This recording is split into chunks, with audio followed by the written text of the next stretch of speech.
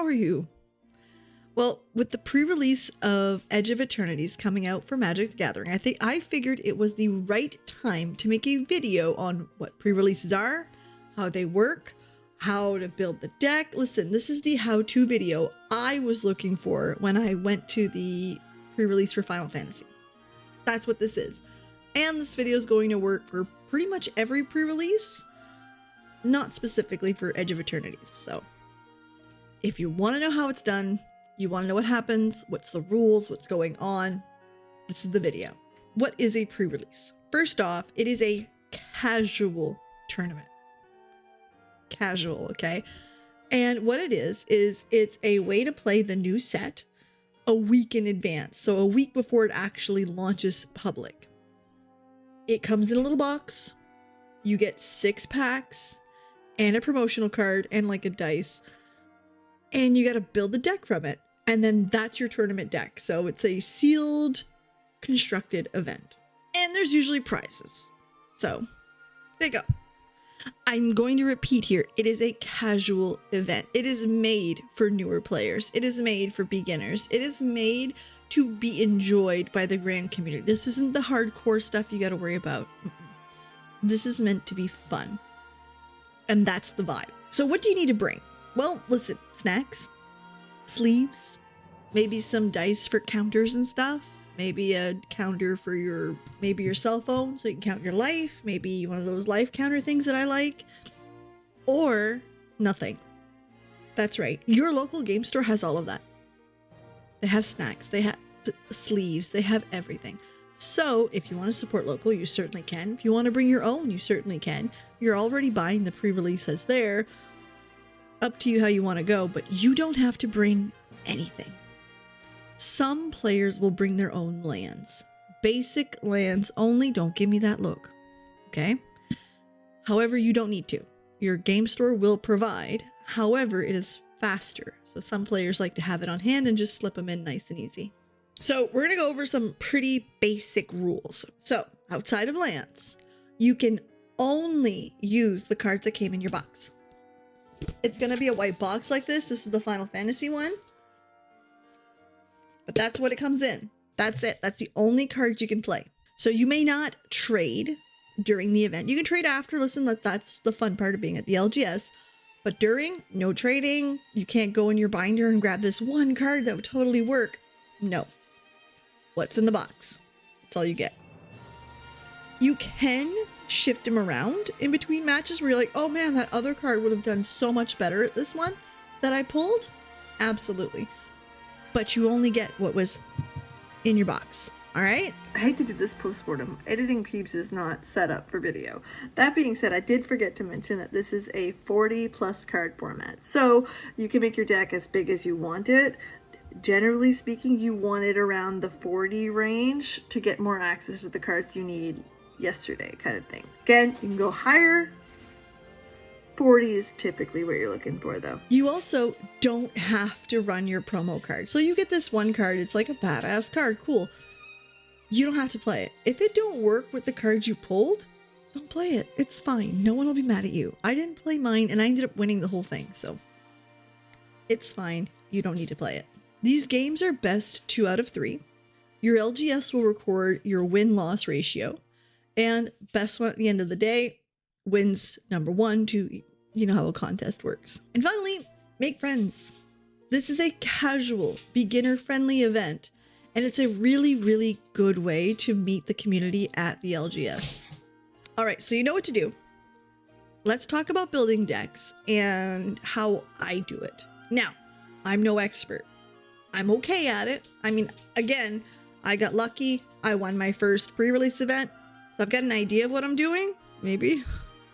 But either way, this is how I do it. If you're like me and you're the nervous type, there is a little bit of research you can do prior to the event. I'm not telling you to go read books, okay? I'm going to put this thing on the screen here. All right?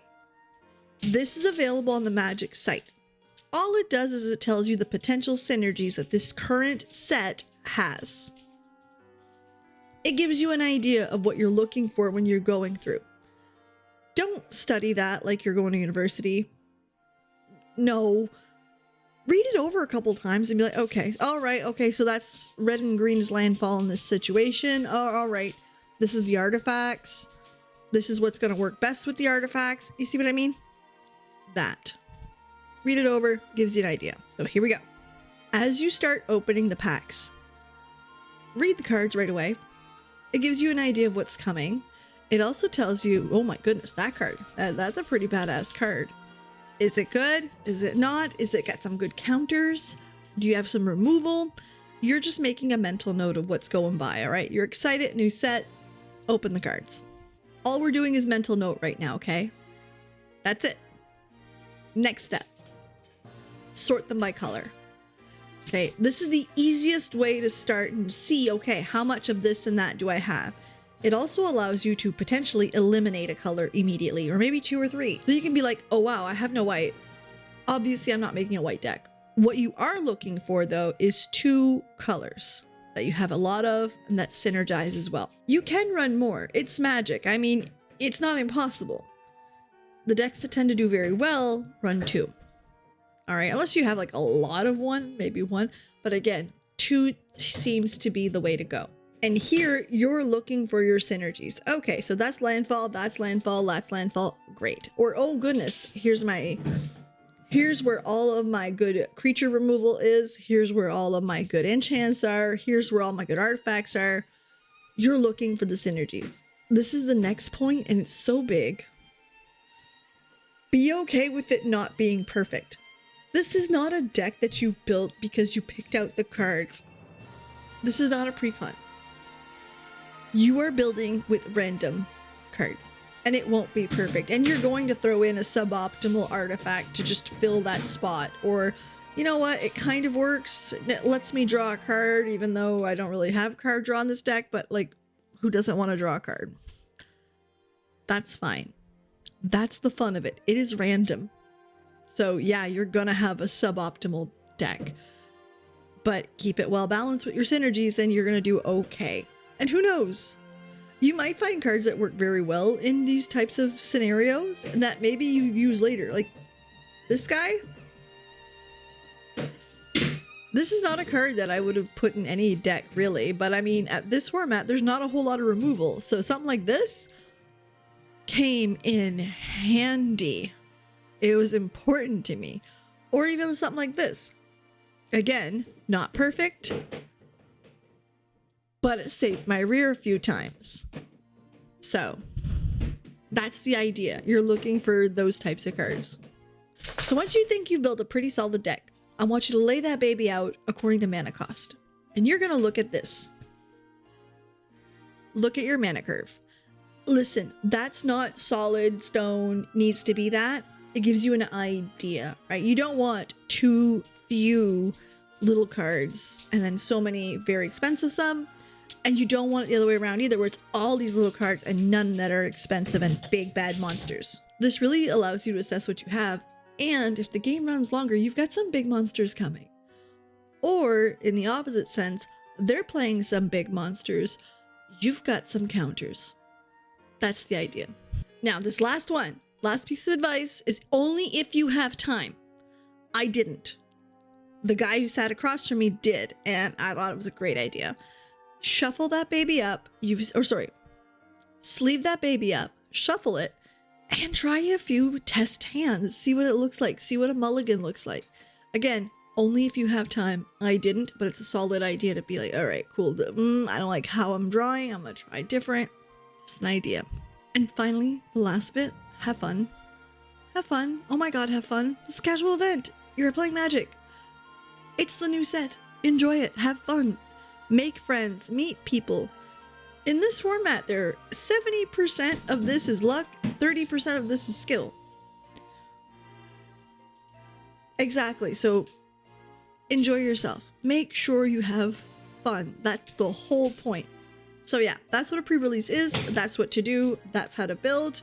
If you guys have any questions or comments, please just leave that below. We're going to talk it out. We're going to figure it out together. I'm sorry, the dog's in hyper mode. She's playing.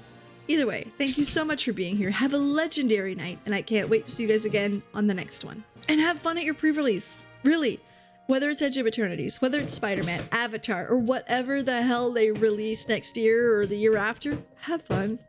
Good luck. Tell me how you did.